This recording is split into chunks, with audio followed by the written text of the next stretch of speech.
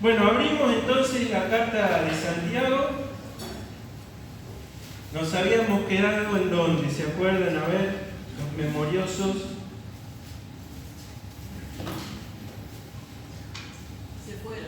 Se fueron. No quedó nadie.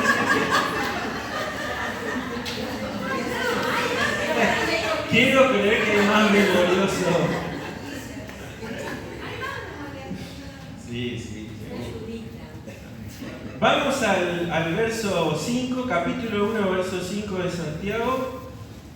Habíamos leído esos 4 versos y empezamos a desarrollar un poco el tema de la sabiduría. Dice, y si alguno de vosotros tiene falta de sabiduría, pídala a Dios, el cual da a todos como abundantemente y sin reproche, y le será dada. Pero pida con fe, no dudando nada, porque el que duda es semejante a la onda del mar, que es arrastrada por el viento y echada de una parte a otra.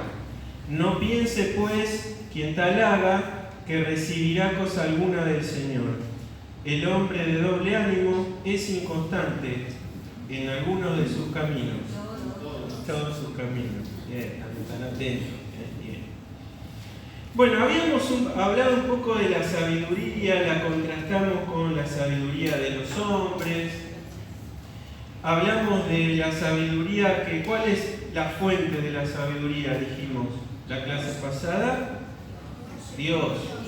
Dios es la fuente de la sabiduría. Dijimos que el principio de la sabiduría, como dice también Salomón en sus escritos, Job también lo dice y David también lo dice, ¿cuál es? El temor. El temor de Jehová. ¿Y qué era el temor de Jehová? Gracias. ¿Es tenerle miedo? No. Y bueno, a ver, hablen, están dormidos, ¿qué pasa? Reconocerlo en nuestros caminos. ¿Qué más es temor de Jehová? Temor de Dios. Respetar, bien, obedecer, ¿no? ¿Qué más? Temor reverente. La adoración. Bueno, bien que empiezan a saber, que saben. Sabemos lo que es el temor del Señor. Sí, están hablando. Y hablamos también de, ¿se acuerdan? Leímos ahí el ejemplo, Pablo le recuerda a Timoteo que lo había hecho sabio él también, ¿se acuerdan? Las Escrituras. Hablamos de lo importante que es la palabra de Dios. La palabra de Dios es fuente de sabiduría porque es palabra de Dios justamente. ¿Y quién utiliza el arma o la espada? ¿Es nuestra espada? ¿De quién es la espada, la palabra de Dios? Hablamos del Espíritu Santo, ¿no? Que Él nos capacita a toda verdad, nos convence de pecado, de juicio. No solo lo hace a la persona que escucha por primera vez el Evangelio. A nosotros el Espíritu Santo nos sigue guiando a toda verdad, nos sigue hablando, utiliza nuestra conciencia, que nosotros tratamos a veces de callar, ¿no? Y el Espíritu Santo, por medio de la palabra, es la que nos da sabiduría. Fíjense cómo nosotros, si dejamos de nutrirnos y dejamos de leer la palabra, pasamos a ser cristianos ¿qué? Tibios, raquíticos, y no podemos pretender, Señor, dame sabiduría, si no hay parte de nosotros en alimentarnos de lo que Él ya nos dejó normativamente para ser sabios, ¿no? Entonces, habíamos dicho que íbamos a analizar 3 puntos de la sabiduría. El primero quedó clarito con los pasajes que leímos la clase pasada, que la sabiduría real, verdadera, viene de Dios, viene de lo alto. ¿Sí? Por eso Santiago dice, si alguno de ustedes tiene falta de sabiduría para comprender, para poder hallar gozo en las pruebas y tantas cosas, bueno, pídasela a Dios. ¿Sí? El segundo punto, en cuanto a la sabiduría, que a diferencia de la inteligencia e incluso de lo que el mundo llama sabiduría, es que la sabiduría tiene un componente moral. La sabiduría de Dios no es el saber, no se queda solamente ahí. Ahí buscamos Santiago 3:17, ese capítulo que iba a leer mi hermano y lo censuré la clase pasada. 3:17. Dice, pero la sabiduría que es de lo alto es primeramente pura, después pacífica, amable, benigna, llena de ¿qué? De misericordia y de buenos frutos, sin que incertidumbre ni hipocresía. Bueno, y acá marca la total diferencia que habíamos dicho y habíamos hablado entre la inteligencia y la sabiduría. Acá vemos que, como decía Eli también, si bien la sabiduría no excluye la inteligencia, la sabiduría es algo mucho más. Por eso se nos habla de que es más valiosa que cualquier piedra preciosa, ¿no? Porque tiene un componente moral. Por eso es importante tener en cuenta esto, que a veces puede ser que nos confundamos. La sabiduría no es solo el saber. Nosotros podemos saber lo que Dios quiere, lo sabemos porque lo leemos. ¿Sí? Hay cosas que pueden ser difíciles de interpretar, como el Apocalipsis o cosas proféticas, pero hay cosas que son muy sencillas. Ama a tu prójimo no requiere demasiado estudio, ¿verdad? La voluntad de Dios es que sean agradecidos. ¿Requiere demasiado estudio? No. ¿Qué requiere? Práctica, ¿no? Requiere obediencia y práctica, porque puede ser que yo sepa lo que Dios quiere. Ahora, yo soy sabio no solo cuando sé, sino cuando vivo en consecuencia. Por eso, el resumen de una persona sabia es la persona que hace lo que sabe que tiene que hacer. Parece un trabalengua, pero es así. Cuando vos solo sabés, pero no hacés, dejaste de ser sabio. ¿Sí? La sabiduría que viene de Dios, ahí está, no es algo que uno puede perder. Era una pregunta que se hizo en la clase pasada. Porque Dios te dio por medio de su Espíritu, ¿sí? Como la salvación, no la podemos perder, es una dotación de Él. Pero así como el Espíritu se contrista y nosotros con nuestra carne podemos limitar el obrar del Espíritu, lo mismo pasa con la sabiduría. Vamos ahora a leer algunas cosas con respecto a esto, pero este segundo punto es importante, ¿sí? Que sepamos que la persona sabia no es solo la que sabe, sino la que obra en consecuencia, ¿sí? Y el hermano, el Hijo de Dios, que se para acá, puede saber mucho de Biblia, puede saberse incluso la Biblia de memoria, pero si en su vida es un desastre, esa persona no es sabia. Tiene conocimiento, nada más, como cualquier estudioso. Por eso es que hay teólogos que no son cristianos. Saben mucho, a veces más que nosotros, pero no tienen a Cristo, ni siquiera viven una vida acorde a la sabiduría de Dios.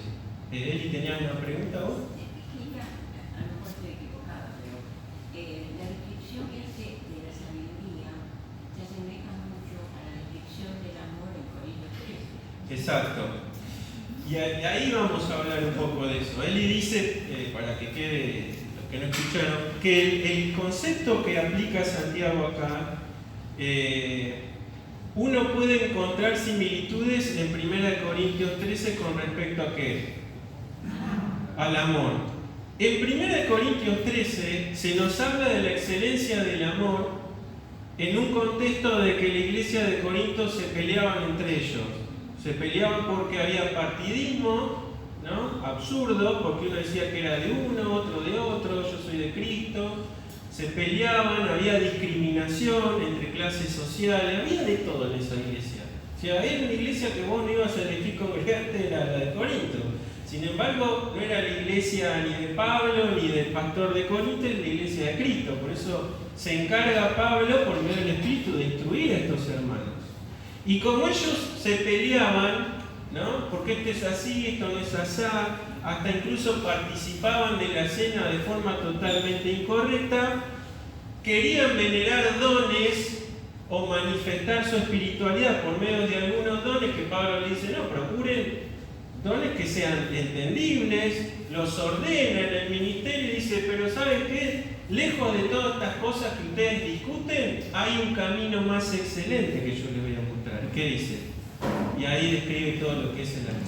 Nosotros podemos reemplazar la palabra amor, ¿por qué? por Jesucristo.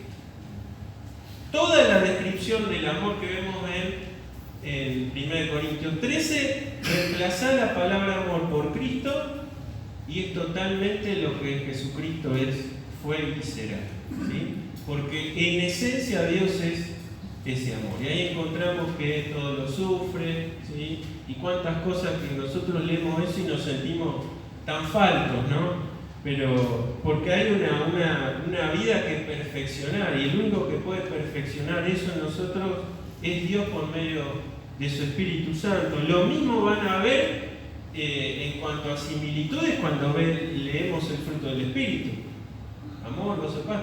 Si leemos acá lo que es la sabiduría, decir, pero hay un montón de cosas. Y sí, porque si es sabiduría de Dios, no nos va a hacer cosas distintas a lo que Dios es. ¿Sí? Por eso es que no se puede separar, y es algo que no se puede perder, pero sí podemos dejar de ser. ¿Sí? Y el tercer punto, que ahí vamos a leer, es que la sabiduría puede corromperse en un hermano. Por eso Sergio daba el comentario en la clase pasada de que él entendía que tenía que ser algo que teníamos que pedir todos los días a Dios, ¿no? Y sí, no solo pedir, sino velar por tener lo que Dios nos da. Si te consideras un hermano espiritual y sabes que todos los días meditas, orás, no te la creas. Dependés de Dios, porque lo que corrompe la sabiduría, lo primero que corrompe es la soberbia, es el orgullo. Y eso pasó a lo largo del tiempo. Vamos a leer dos pasajes. Vamos a ver quién tiene. ¿Tenemos micrófono habilitado? A ver, ¿hay alguno acá? Nos sacaron a los técnicos, nos dejaron solo, Luciana. Están todos sin pila. Bueno, no importa, los leo yo. Son dos versos nada más. Sí, pero yo para que quede grabado, para la gente que después lo escucha. Proverbios 11.2, vamos a buscar Proverbios 11.2. Dice así: cuando viene la soberbia, viene también la deshonra, mas con los humildes está ¿quién? La sabiduría. Yo les dije en la clase pasada, nunca van a ver la sabiduría ligada al corazón del soberbio, del orgulloso. La sabiduría está ligada siempre al humilde, porque Dios da siempre al humilde. Al soberbio, ¿qué hace? Resiste. ¿Sí? Resiste. Y el segundo pasaje está en Ezequiel. Esta es una palabra que muchos teólogos la estudian y la consideran como un doble mensaje. Les explico por qué. Ezequiel capítulo 28, busquen. Es una profecía al príncipe de Tiro o al rey de Tiro. En teoría es un tal Itobal II.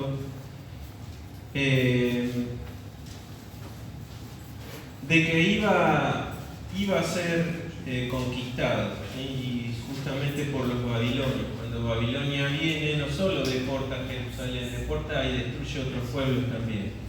Y la consecuencia de todo eso había sido algo que está ahí en Ezequiel. Vamos al capítulo 28, verso 6. Dice: por tanto, así dicho Jehová el Señor, por cuanto pusiste tu corazón como corazón de Dios. ¿Sí? Por tanto, he aquí yo traigo sobre ti extranjeros, los fuertes de las naciones, que desenvainarán sus espadas contra la hermosura de tu sabiduría y mancharán tu esplendor. Fíjense. Y después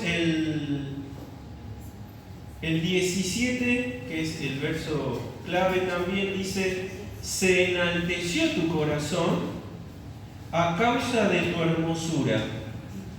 Corrompiste, fíjense esto, corrompiste tu sabiduría a causa de tu esplendor. Yo te arrojaré por tierra delante de los reyes te pondré para que miren en ti. ¿Qué iba a hacer Dios? Lo iba a humillar. ¿Por qué? Porque era una persona sabia, sin duda. Tiro era una región riquísima, era una entrada, tenían un puerto, era un centro comercial, para la época era una gran potencia, pero puso, dice, su corazón como el corazón de Dios. Se enalteció. ¿Se acuerdan de qué otro rey le pasó lo mismo? Ya el que conquistó a este rey. Muy bien, Nabucodonosor. ¿Qué dijo Nabucodonosor? Ya le habían sido alertados que tenía que humillarse y reconocer a Dios. Se paseaba por el palacio y ¿qué dijo? Esto lo hice todo yo. ¿No? ¿Cuál era el que dijo que le dijeron voz de Dios, no de hombre, y enseguida lo volvieron usando? Ese fue en el Nuevo Testamento, claro. ¿sí? Es el rey que fue ahí, después que muere, ese mismo rey mata al hermano de Juan, ¿sí? Estaba en el acróstico, no le dio la gloria a Dios y también, ¿no? La soberbia del hombre, creerse Dios, siempre trae consecuencias, ¿no?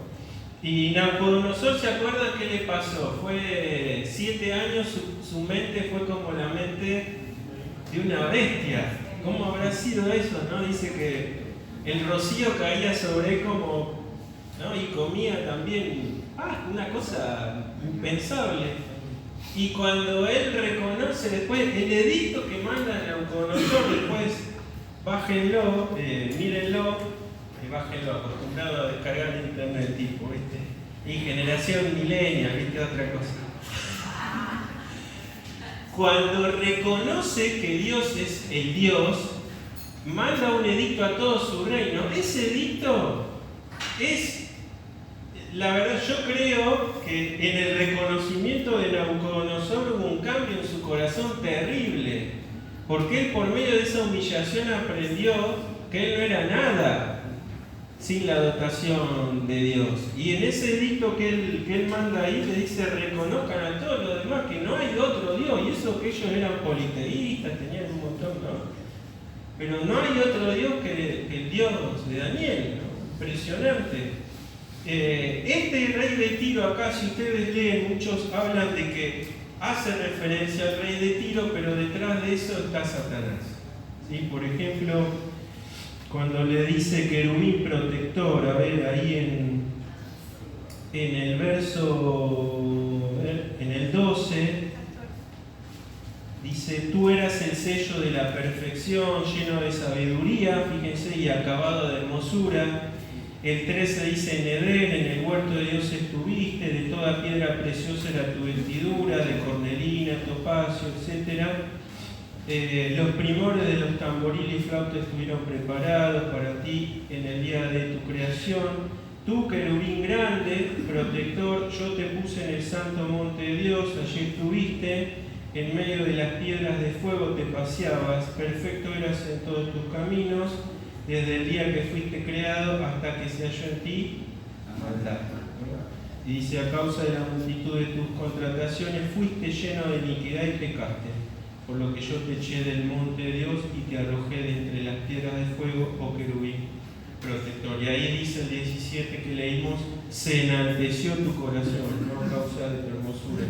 El contexto primero de esto es una frase no literal para el rey de Tiro, ¿sí? Dándole a entender que como en el Edén, como en toda esa hermosura, él había sido puesto en ese lugar y después se envaneció. Pero los estudiosos dicen que también esto hace alusión a quien generó ese espíritu en el rey de Tiro, que era el enemigo, ¿sí? Acuérdense, Satanás en el huerto de Edén induce a la mujer a que ella iba a ser como Dios. ¿Se acuerdan?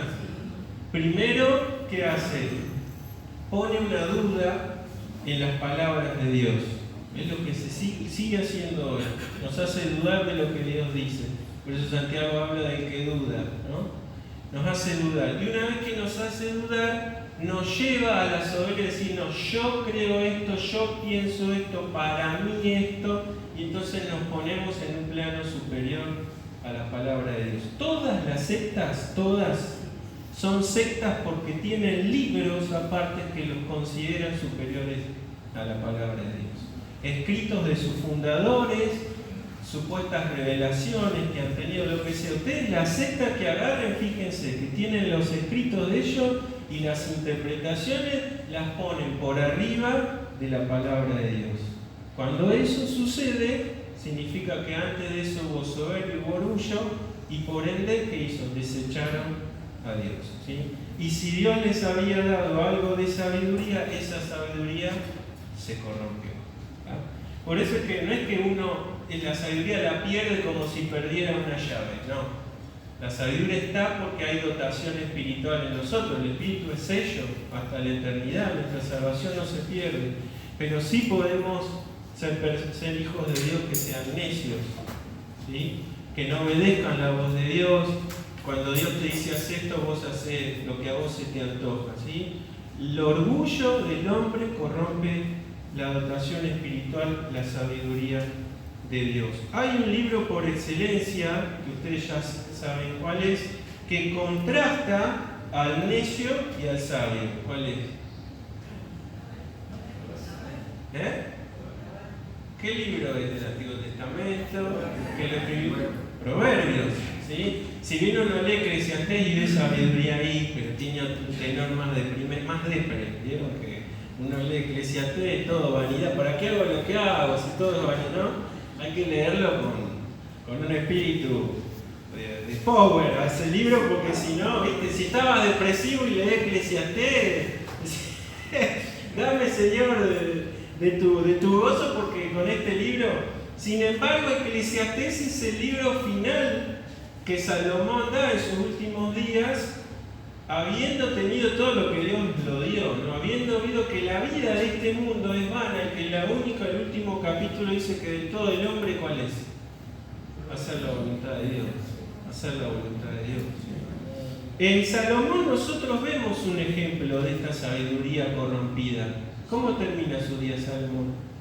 ¿Termina bien? ¿Qué le pasó? ¿Se acuerdan? ¿Qué le pasó a Salomón? Alguien dijo a las mujeres. No le eche la culpa a la mujer, como dijo Adán, no a la mujer que me diste, y le estaba echando la culpa a Dios en realidad. No fueron las mujeres, fue su corazón hacia las mujeres, ¿no? ¿Cuántas tuvo? Y encima no eran tampoco, fíjate vos, ¿no? Como Salomón, con toda esa sabiduría, sabiendo lo que Dios le había dicho que tenía que hacer, pues no tenía que mujeres en otros lugares. ¿Qué hizo Salomón? Tuvo mujeres egipcias de todos lados, ¿no? Y a todas les construyó su palacio, su cosa, con plata de dónde. No era plata de él, era plata del pueblo, ¿sí? Cualquier similitud con la realidad. Y fíjense, ¿qué? ¿Ahorita dijiste ahí algo? No estamos demasiado sur. Fíjense que él llega a ser un idólatra a lo último, porque al poner su corazón en estas mujeres paganas, ¿qué hace? Les construye lugares altos donde ellas pudieran venerar a sus dioses. Llega a construir un lugar alto a un Dios que reclamaba sacrificios de niños. O sea, no fue moco de pavo como Salomón se corrompe, ¿sí? Y llega el reino que más prosperidad y más paz tuvo, termina con un montón de problemas y de enemigos, ¿sí? Dios le dice a él que por amor a su papá David no iba a traer el mal en su tiempo, pero ¿qué pasa con su hijo? Otro tema de impuestos, porque ¿se acuerdan que vinieron a pedirle a Roboam? Bajarnos los impuestos, le dijeron, porque la carga tributaria que nos puso Salomón para construir todo lo que construyó era alta, ya estaba todo construido. Bajanos y te vamos a servir. hace dos cosas Roboam. Le hace caso a su papá en el pedir consejo. Primero le pide consejo ¿a quién? A los que habían estado con Salomón aconsejándolo, ¿no? En su reino. No me gusta mucho, no me gusta. ¿A quién le consulta después? A sus amiguitos no eran amiguitos tangibles del pueblo, eran los de la alta alcurnia que estaban con él, que no tenían ni idea de nada. Fíjense cómo, a pesar de haber tenido un padre sabio y que le dejan los escritos, porque el libro de Proverbios inicialmente es para su hijo, a pesar de eso, ¿qué hizo? No, ¿sabes qué? Si tu papá le puso carga a vos, dale látigo, duplicale los impuestos. ¿Y qué pasó? ¿Se acuerdan? 10 tribus pierden en un día. Dice, ¿qué tenemos contigo? ¿No nos bajan los impuestos? Nos vamos. Y Salomón también, porque Dios, por amor a su padre David, dijo que no iba hasta el Mesías incluso a perder el linaje. ¿Sí? Y entonces hay un linaje de él, pero se queda con qué tribu? Con 1,5, ¿no? Con Judá y parte de Benjamín, pero después 10 tribus quedan separadas y a partir de eso se dividió el reino. Terrible lo que pasa, ¿no? ¿Por qué? Porque no prestó atención a los consejos de Dios por medio de su Padre. Por eso les digo, ¿tenemos sabiduría de Dios? Le decía yo la vez pasada, sí tenemos, por la dotación espiritual. Lo primero que sabemos es que si entendimos por su gracia el Evangelio de Dios, eso es porque es sabiduría de Dios, no porque haya en nosotros un saber mejor. Y si podemos comprender misterios de Dios a lo largo de nuestro peregrinar cristiano, es por dotación espiritual, tampoco es algo nuestro. Pero un hijo de Dios es sabio no solo porque sabe, sino porque manifiesta en su vida lo que sabe que tiene que hacer. ¿Sí? ¿Se entendió esto? ¿Ya quedó? ¿Alguno tiene alguna duda con respecto a esto? Pasamos entonces a contrastar algunas cosas de sabios y de necios con respecto a Proverbios. ¿Sí? Cortita la voy a hacer porque Proverbios, algún sabio dijo que hay que leerlo un capítulo por día todos los días del año, ¿no? Porque realmente es un libro que no deja de ser actual, ¿sí? No deja de ser actual. Por ejemplo, en la actitud hacia el conocimiento, dice, el temor de Jehová es el principio de la ciencia. ¿Y qué hacen los necios? Los necios desprecian la sabiduría y la enseñanza. Ahí está una característica de los necios. Y los sabios, dice ahí en Proverbios 4:5, dice, adquiere sabiduría, adquiere inteligencia, no te olvides ni te apartes de las razones de mi boca. Nosotros demostramos actitud de sabios cuando buscamos el conocimiento de Dios, cuando buscamos instruirnos, cuando no nos alcanza con lo que sabemos, ¿sí? No es solo venir a la iglesia, hermanos, nosotros no crecemos espiritualmente por venir una vez a la iglesia. Nuestro crecimiento espiritual nosotros no se lo tenemos que achacar al pastor. No, yo no crezco por culpa del pastor. No. El crecimiento es personal todos los días, así como todos los días comés, todos los días hay que alimentarse y buscar conocer de Dios. Si es que le amamos, como hoy cantamos en su cena y le recordamos, la manifestación de amar a alguien es querer conocerle más. Y aquel que dio todo por nosotros tenemos que buscar conocer no solo lo que Él es, también su voluntad para que nosotros podamos vivir mejor, ¿sí? El segundo contraste es en el uso de las palabras. Dice, en los necios, en las muchas palabras, nos falta pecado, mas el que refrena sus labios es prudente. Dice, el corazón del justo piensa para responder, mas la boca de los impíos derrama cosas malas. ¿Cómo hablamos? A veces, parece que la boca tuviese vida propia, ¿no? Y hablamos lo que pensamos sin filtrarlo. ¿Y el sabio qué hace? Antes de hablar, piensa, porque después vamos a ver en Santiago, la lengua que es, dice. Una pequeña llamita que puede hacer. Y lo que decimos no vuelve atrás, lo dijimos. Entonces, qué importante es la actitud del sabio, del Hijo de Dios sabio. Escucha más de lo que habla. Y cuando habla, medido, ¿sí? Porque considero que lo que digo puede ofender, ¿sí? Lo que digo puede traer no bendición, sino murmuración. Entonces, el Hijo de Dios, el Hijo sabio de Dios, ¿qué hace? Piensa antes de hablar. En la toma de decisiones hay camino que al hombre le parece que derecho, justo, no recto, pero su fin es camino de muerte. Fíjense, porque dice a su entender, este es mi camino. Es lo que se habla hoy también mucho, ¿no? Seguí tu camino, ¿no? Que tu corazón te diga. Esa actitud y esa frase no es de sabio, es de necio. Que a veces no decimos, pero ojo con los gestos. Porque a veces no decimos, pero nos sale el globito de las viñetas. No decimos, pero... Vos decís los gestos que ponemos, claro, las caras. Aunque no decimos, pero nos sale como los dibujitos. Los subtítulos. Los subtítulos. Bueno, hoy no solo es la expresión del habla, los chats y tantas cosas, ¿no? Que también, o sea, todo lo que uno pueda gesticular, hacer, todo eso tiene que ser antes procesado.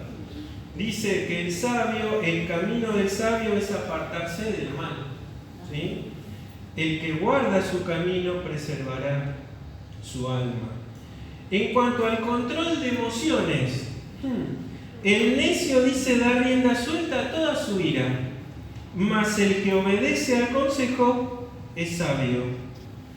El sabio en la sombra ve el mal y se esconde, mas los simples ¿qué hacen? Pasan y reciben el daño. Dice, el que tarda en airarse es grande de entendimiento, mas el que es impaciente de espíritu enaltece la necesidad. Es lo que se llama el iracundo, ¿no? Fíjense cómo la sabiduría está contemplando todas cuestiones de nuestra vida, de nuestro carácter, de nuestra moral, de lo que hacemos. ¿Qué nos pasa con lo que habíamos visto, la paciencia, ¿no? Que se requiere para no airarse? Desde cosas muy simples. A veces tenemos más paciencia con los demás que con los nuestros también, ¿no? O con nuestros hijos, ¿no? Mi mujer me dice, armate de paciencia que se viene la adolescencia, ¿no? Y tiene toda la razón. Y esta es actitud de sabio. No es pecado airarse. El Señor Jesús se airó, ¿no? Por motivos obviamente santos, justos. Pero la palabra nos dice que no se tiene que poner el sol sobre qué. Cuando uno alimenta el enojo y la ira, se genera realmente una raíz de amargura, y esa raíz no me afecta solo a mí, afecta a mi cara, mis actitudes, mis respuestas, por ende afecta a los que más quiero. Por eso es que sobre la ira, sobre el enojo, hay algo que tenemos que hacer y es perdonar. ¿Sí? Por eso Pedro le dijo, Señor, ¿cuántas veces voy a perdonar? 7 no, 7 no. 70 veces 7. ¿Se acuerdan? Un descendiente de Caín había dicho que si Caín había sido maldito, ¿cómo es? ¿Se acuerdan el sello? Cuando Caín le dice al Señor, cualquiera que me encontrare me matará, ¿y qué le dijo Dios? Le pone una marca y dice que iban a llevar maldición a aquel que dañara de ahí. 7 veces, si no recuerdo mal. Un descendiente de Caín dijo que él 70 veces 7 iba a ser maldito, en soberbia total. Y cuando Jesús le dice eso, está trayendo eso. No, 70 veces 7 venganza, no. 70 veces 7 perdón. Por eso la virtud del hombre no está en la venganza, como vemos películas, que todos se vengan y maten a todos, ¿no? La virtud del hombre a los ojos de Dios es el perdón. Entonces, ¿cuándo no nos airamos o no vamos a guardar ese rencor? Cuando perdonemos. La sanidad interna está en el perdón. La actitud de un sabio es aquel que se puede airar por algo injusto, pero que esa ira es controlada, ¿sí? Y la persona que ofende, ¿qué hace? Perdona o pasa por alto las ofensas. En cuanto a la búsqueda de consejo, ¿qué hacen los sabios? Bueno, leímos algunos textos recién, ¿sí? El sabio siempre busca consejo, porque el sabio tampoco lo sabe todo. Ahí en Eclesiastés Salomón dice que él cuanto más quería alcanzar la sabiduría parece que se alejaba más, ¿no? Porque ¿quién puede entender la mente de un Dios poderoso? Nadie. Nosotros vamos en un camino de aprendizaje, pero entenderemos mucho allí cuando estemos con Él, pero aún así no vamos a comprender la mente de un Dios poderoso, ¿sí? Y Salomón dice esto en Eclesiastés: me inquirí mi alma todo en buscar la sabiduría, y parece que la sabiduría cada vez estaba más lejos, ¿sí? Es así. Por eso la actitud de una persona sabia es buscar consejo. ¿En quiénes? Como hizo el hijo de Salomón, en personas justamente que demuestren sabiduría de Dios, ¿sí? A veces nosotros consideramos como algo, como una muestra de debilidad el buscar consejo. No sé si les ha pasado. Sin embargo, es todo lo contrario. La persona que busca consejo es la persona que está actuando sabiamente. Dice, Proverbio en un momento dice que en la multitud de consejos que está la victoria. ¿Sí? La victoria está. Y los reyes que tenían un montón de consejeros alrededor que los guiaban. No hagas esto porque tal cosa, ¿no? Después el rey terminaba decidiendo, y muchas veces mal. ¿Se acuerdan David cuando hace ese censo? Su general le dijo: ¿qué estás haciendo? ¿Te parece hacer esto? Y David dijo que sí, censó, y eso fue agradable a Dios. No siguió el consejo que le había dado su general, ¿no? ¿Cuántos consejos pedimos en nuestra vida? A veces aprendemos más porque nos caemos en el pozo que porque premeditamos. Y leímos recién que el sabio ve el mal o ve el peligro, y ¿qué hace? Sigue, se aparta, ¿no? En la toma de decisiones de nuestra vida, ¿cuánto buscamos el consejo de Dios? Tristemente vemos jóvenes que han estado con nosotros que no están acá, y que no solo no están porque se congregan en otro lado, quizá, no están porque están decidiendo mal. Están decidiendo un compañero o compañera del mundo, están tomando malas decisiones, priorizan otras cosas antes que estar en la presencia de Dios.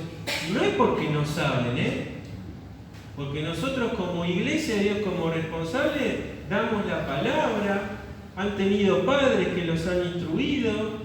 Sin embargo, es mi camino. Y mi camino que elijo es recto, en mi opinión, ¿no? ¿Y qué pasa? Tristemente vemos cómo van tomando malas decisiones que influirán aún en sus hijos, ¿no? Aún en sus hijos y en su familia. No tengamos nunca ni miedo ni pensemos que es una actitud de debilidad el pedir consejo en nuestra vida, ¿no? Porque siempre es bueno tener hermanos consejeros, hermanos y hermanas, obviamente. Yo he recibido muchos consejos de mujeres sabias a lo largo de mi vida también, ¿no? La actitud humilde también para recibir el consejo. No te enojes cuando te dan el consejo. El sabio ama la disciplina, el consejo y la instrucción. El necio no. Por eso vemos el andar de los necios. Se le dice que no y que va y hace, ¿no? Y a veces hace, cae y no aprende ni siquiera de eso, vuelve a caer. La actitud de un hijo de Dios sabio es la de aquel que aún con incertidumbre busca consejo. De Dios primero seguro, pero también de hermanos sabios que hay en la congregación. Pablo les dice ahí a los corintios: no hay nadie sabio que pueda jugar entre ustedes, que los pleitos los tienen que llevar a un abogado del mundo. No hay nadie sabio. Y los problemas del cuerpo de Cristo en la iglesia deben resolverse acá, porque Dios dota de personas sabias para resolver los problemas, ¿sí? El sexto punto que yo puse acá es el resultado de las acciones del sabio versus el necio. Dice: el fruto de su boca es la muerte, hablando de los necios, el que la ama comerá de sus frutos, pero el fruto del justo es árbol de vida, y el que gana almas es sabio. Es decir, siempre se va a ver al justo o al sabio y al necio por lo que repercute en sus actos o su vida, ¿sí? Y esto no es que porque seamos hijos de Dios no podemos tener actitudes necias, Ya vimos el caso de Salomón, el hecho de considerarnos incluso fuertes, ¿no?, nos hace que también caigamos. Hablando hace un tiempo yo les dije, hablando de la tentación, cuidado de los hombres con la tentación de las mujeres que eran más proclives de caer. Y alguien me dijo, solo los hombres, las mujeres no. Hay 3 hombres, uno que se le dotó de la mayor fuerza, otro que fue el hombre más sabio y otro el hombre conforme al corazón de Dios. Los 3 cayeron por pecados sexuales. Entonces, hombre, no te la creas, Cuando tenés tentaciones sexuales, si ves el mal, apartate, no te hagas el fuerte, porque ya vemos en la Biblia que 3 hombres dotados totalmente cayeron por pecados sexuales y derraparon. David se le perdonó su pecado, pero las consecuencias que tuvo en su familia fueron terribles, ¿no? Corrió mucha sangre. Y Pablo dice ahí a los corintios también que tenían el hábito de tener estas prácticas arraigadas.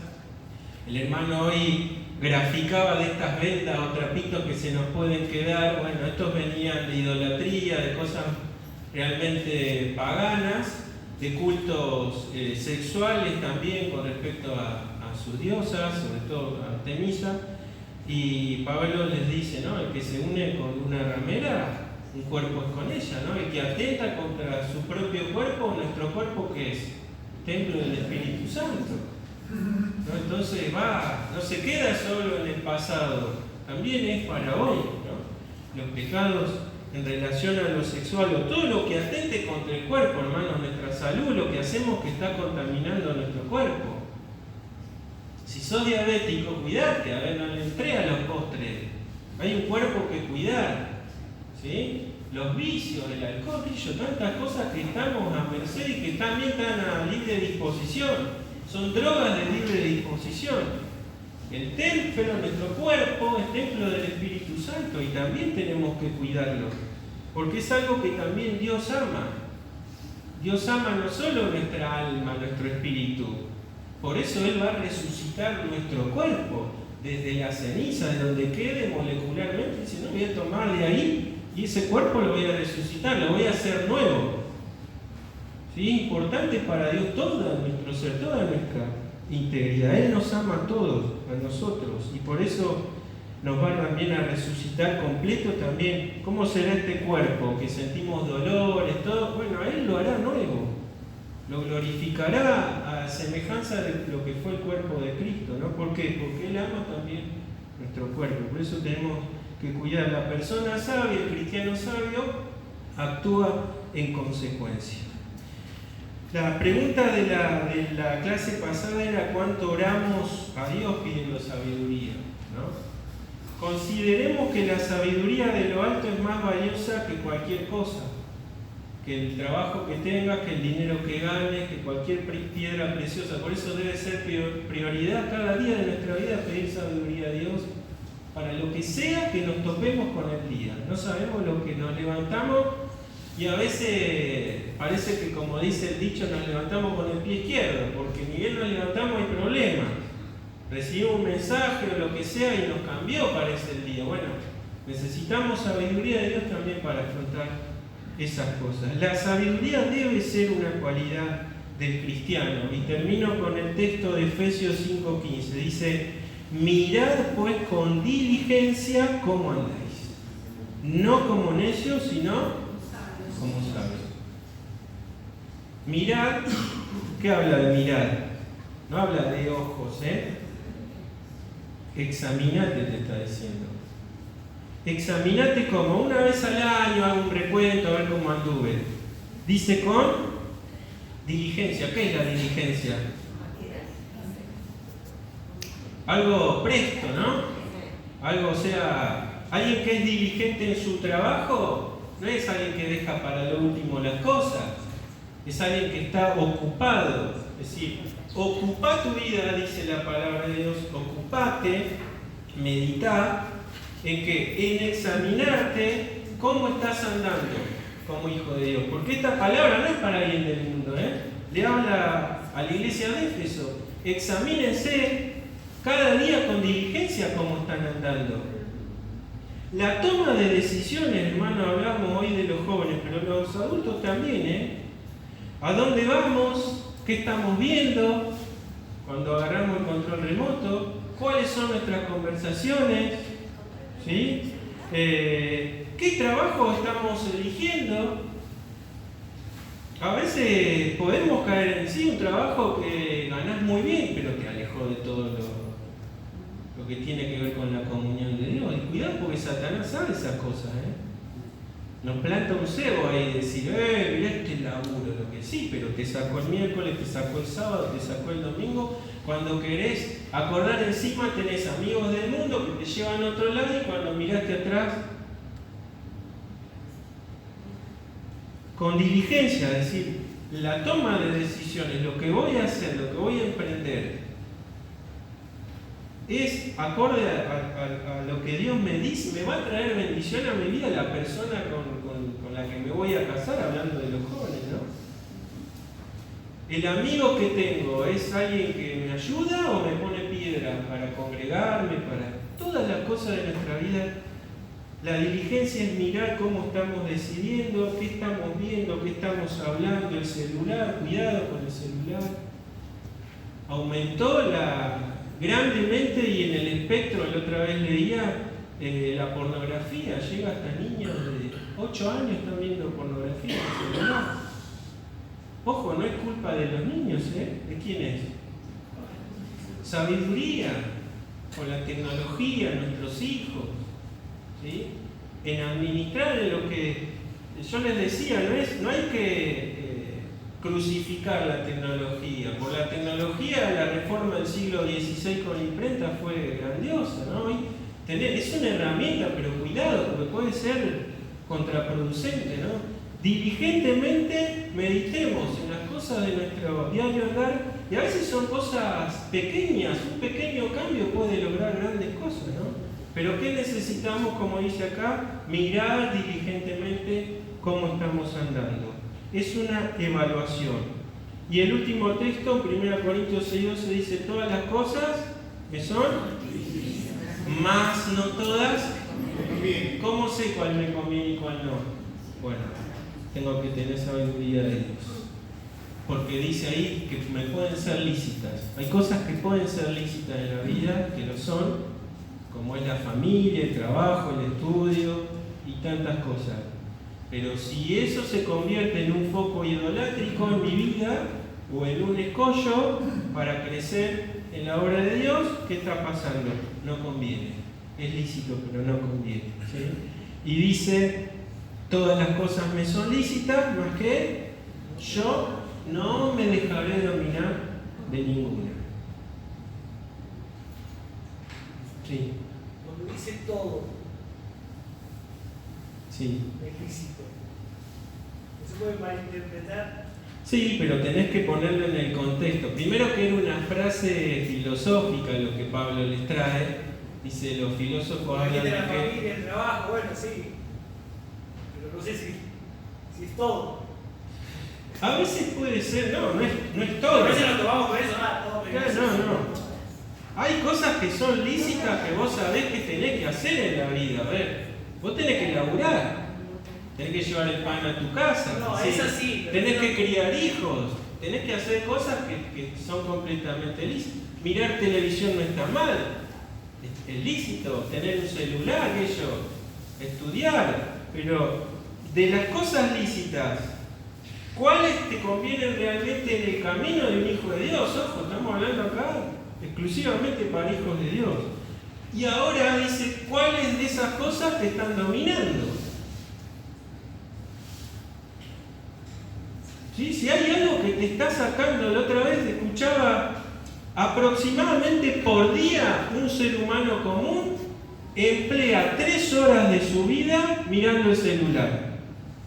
3 horas. Multiplicar la semana cuánto es en el mes.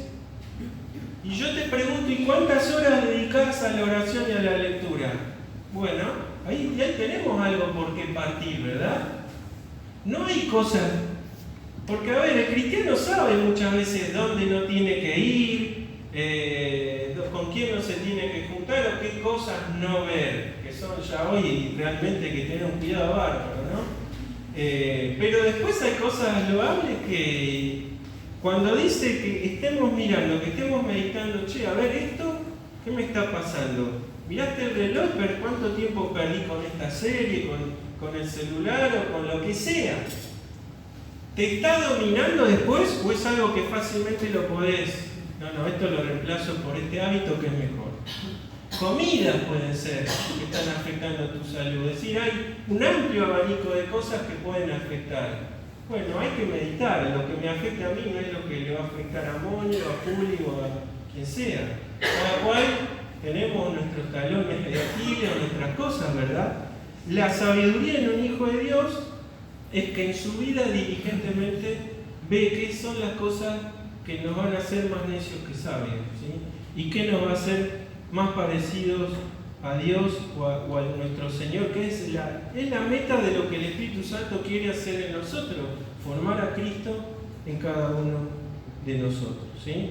Y dice acá, terminando el verso 5, que el que le pide a Dios, no dudando obviamente, ¿qué hace Dios?